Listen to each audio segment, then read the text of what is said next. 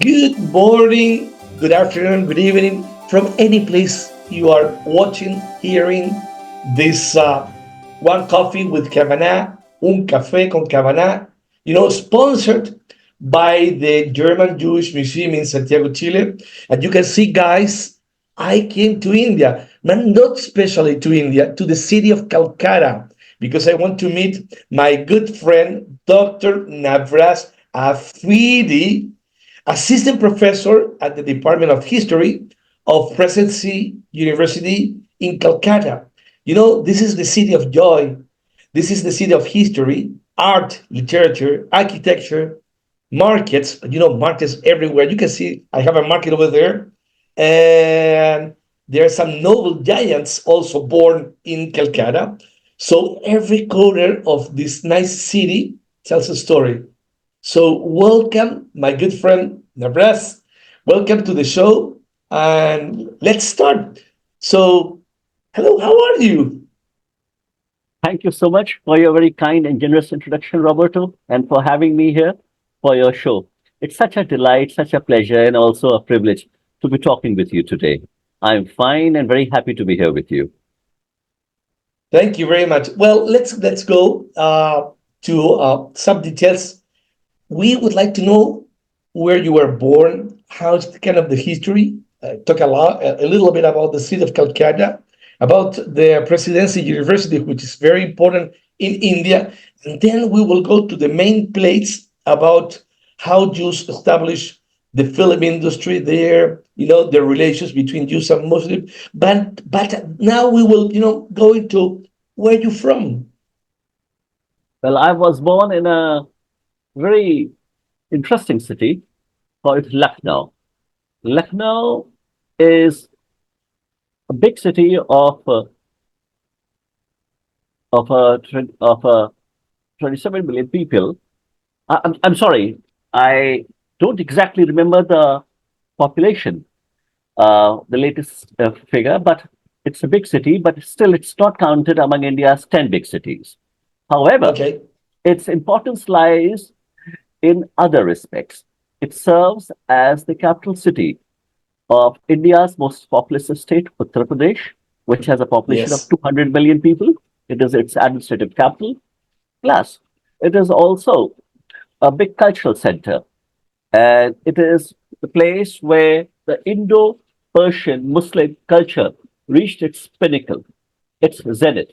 So it is at once a center of Muslim scholarship, also a hotbed of North Indian Muslim politics, and the administrative capital of India's most populous state, Uttar Pradesh, a very cultural city. And that is where I Yes. was born, that's where I grew up, that is where I received my entire education, right from the primary to the tertiary level. Okay. So and then you move to let's go fly on the time and let's move to Calcutta. A little bit of about what's going on in Calcutta and about the university. Yeah, before I move on to Calcutta, Yeah.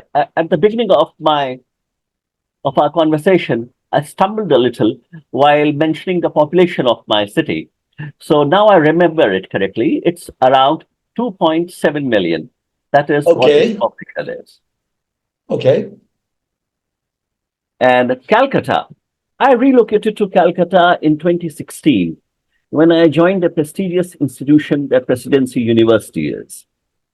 Calcutta enjoys the reputation of being considered the intellectual nerve center of India, the most populous country in the world. And it also served as the first capital of the British in India. And what took me to Calcutta was this opportunity to serve this historic institution, Presidency University, which is perhaps the first institution in the world, the first institution, first secular institution in the world that came into existence as a result of a civil society movement way back in the year 1817.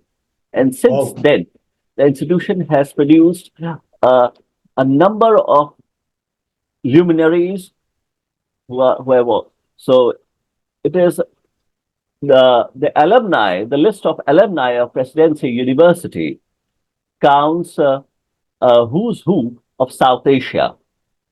That is, there is the president of Bangladesh and the president of of India, who has been who have been alumni of Presidency University, which came into existence in 1817, and at its inception, it was called Hindu College.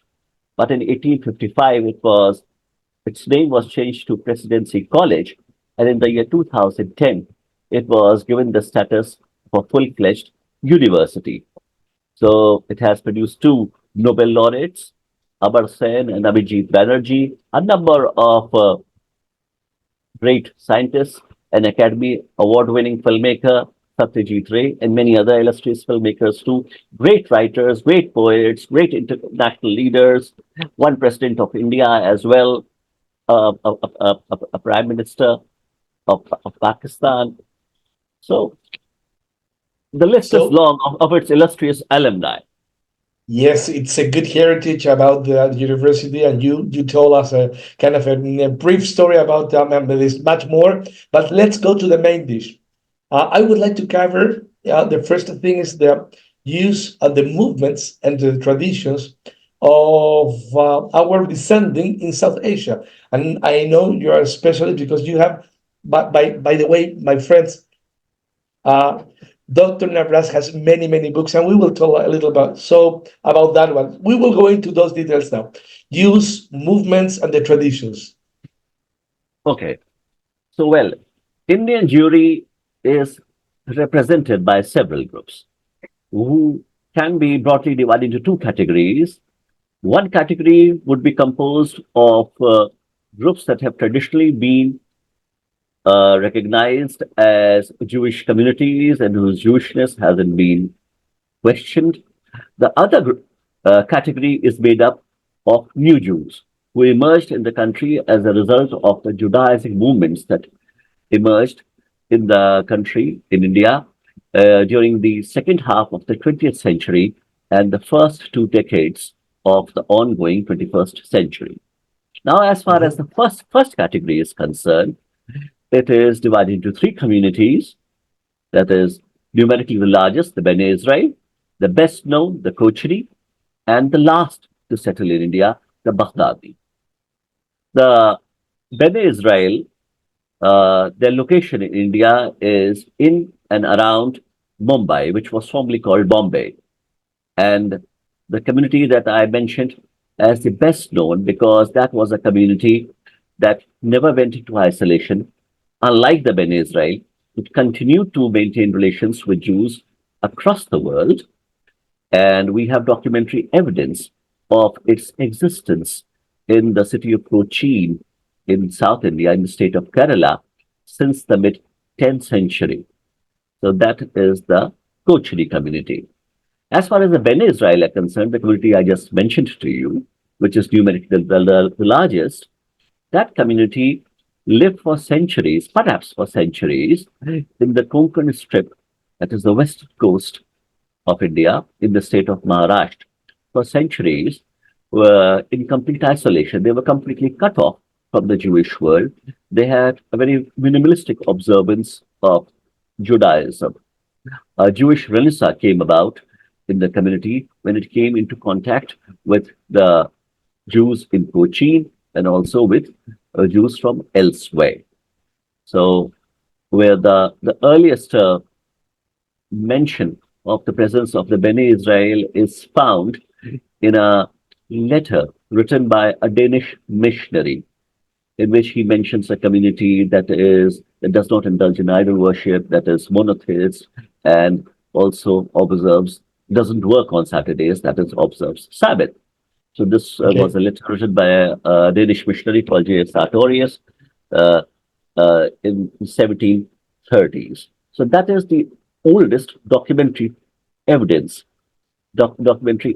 of their presence there in that part of the country. And as far as the Baghdadis are concerned, the last to settle in India, they Yes. came, they came from a number of Middle Eastern countries, between the decades of 1790s and 1830s, in spite of having come from a number of Middle Eastern countries, in the colloquial language, they all came to be known by the umbrella term Baghdadi. It was Baghdad was then a major center of commerce. And in India, they primarily settled in the commercial hubs of the country, which happened to be Mumbai, which was formerly called Bombay, and Kolkata, which was formerly called Calcutta. So these two cities became their main centers in India. Now, moving on to the other group, the other category, which is of Judaizing movements. So there are two Judaizing movements. Well, there are several.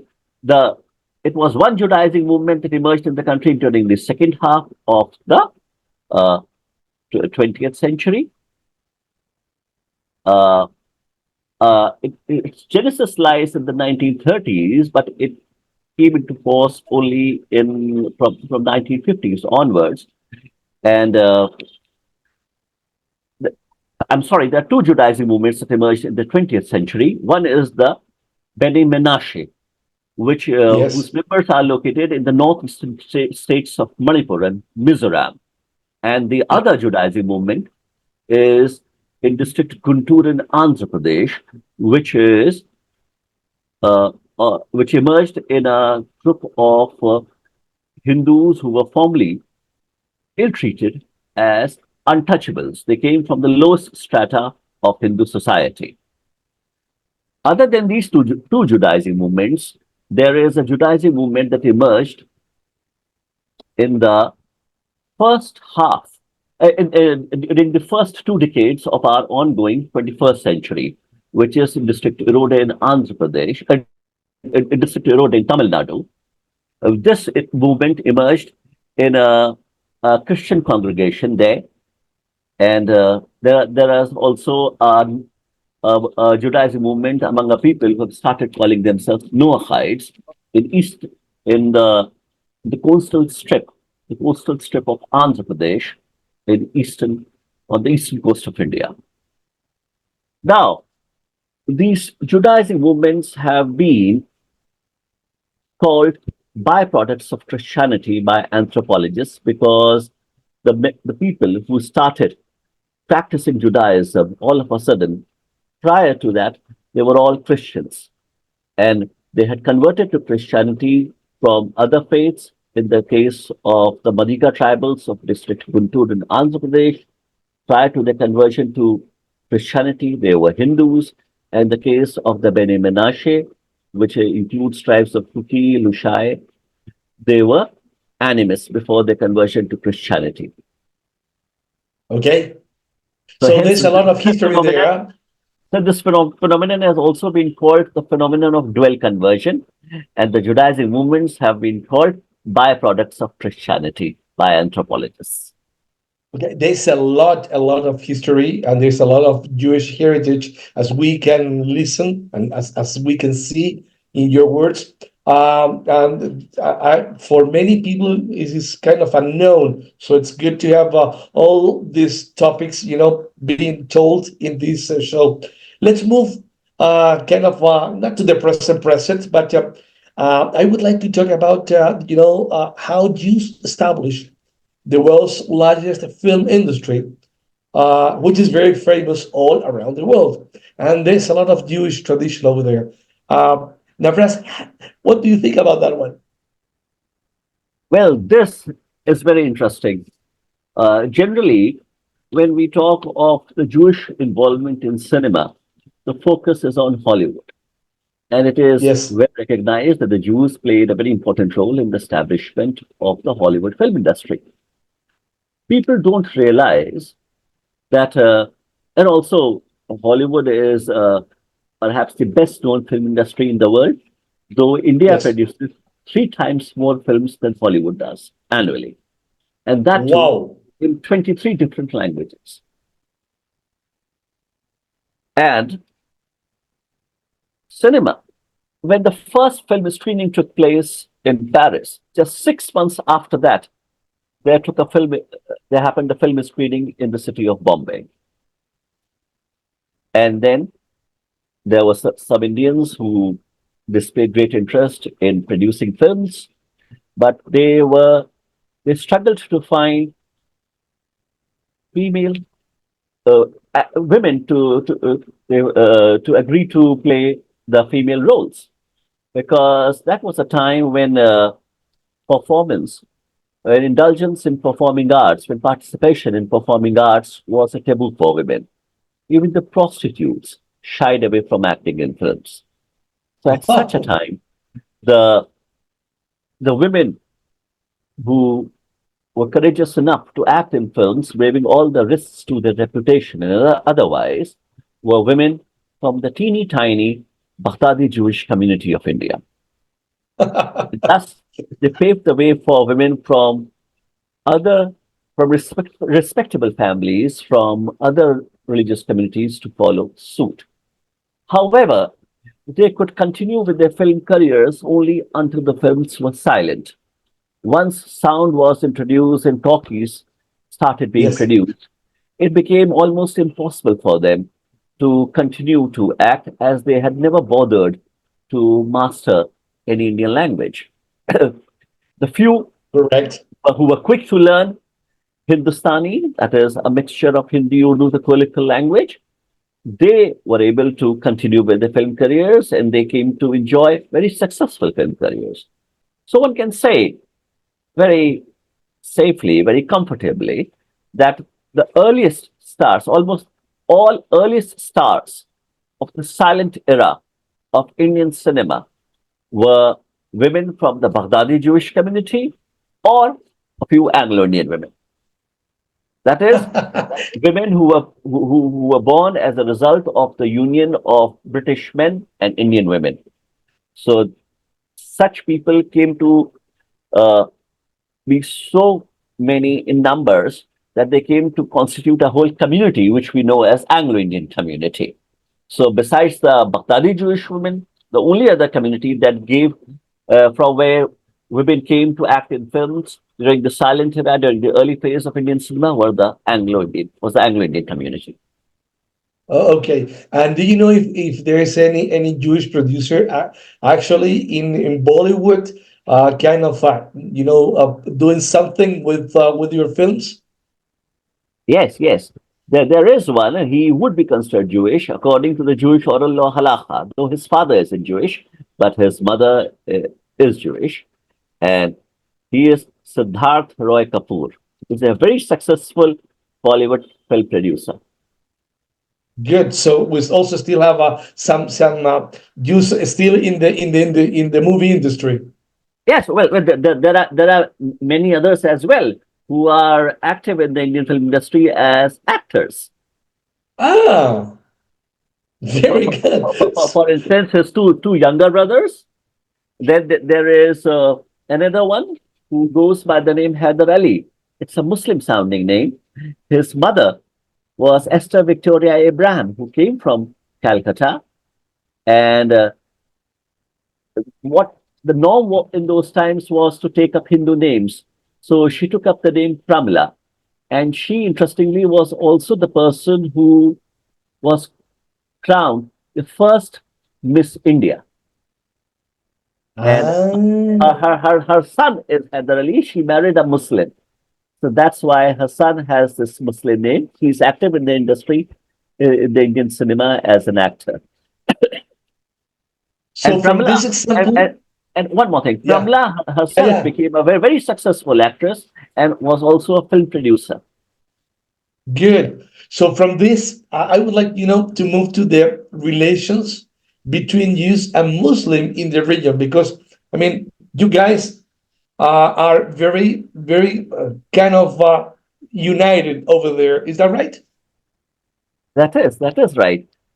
If one goes to the city of Bombay, one finds that most of the Jews are resident in predominantly Muslim neighborhoods. It is because of the commonality of dietary restrictions and also because of the many similarities that are there between Judaism and Islam. The Jews and Muslims in India have produced beautiful examples of religious harmony. and amity.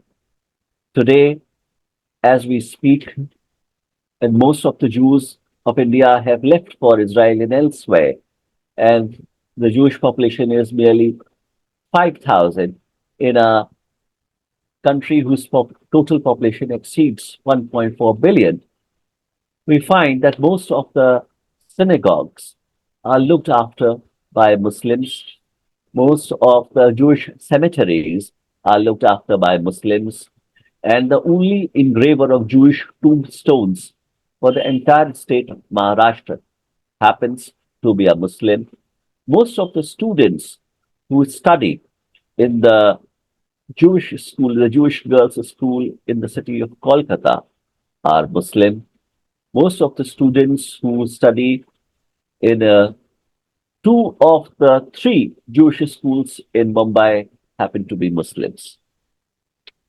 Wow. So, it's good to see that, and it's possible that, and it's a good example that in India, you can really go and look for a Jewish Muslim relationship, which is very good.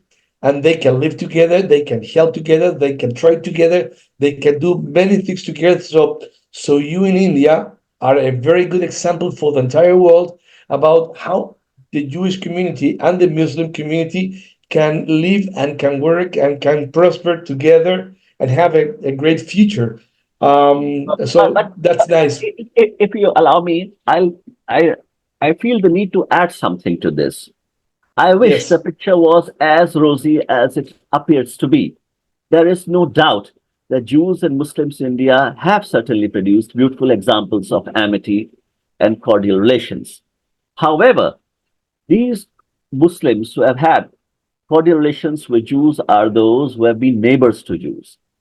But the Muslims elsewhere in the country would never come into any direct contact with Jews and know them only through secondary sources, which are more often than not reliable, have all kinds of stereotypes of Jews.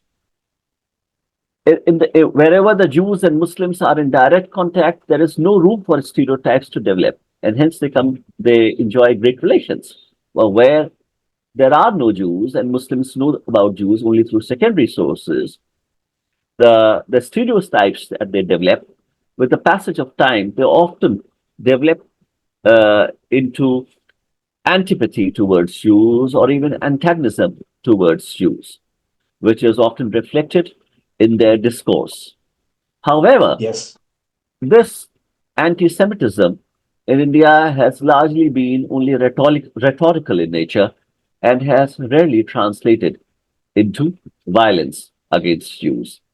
Hence, we can say that India and China are perhaps the only two such countries where Jews could live in peace and harmony with their non Jewish neighbors for centuries.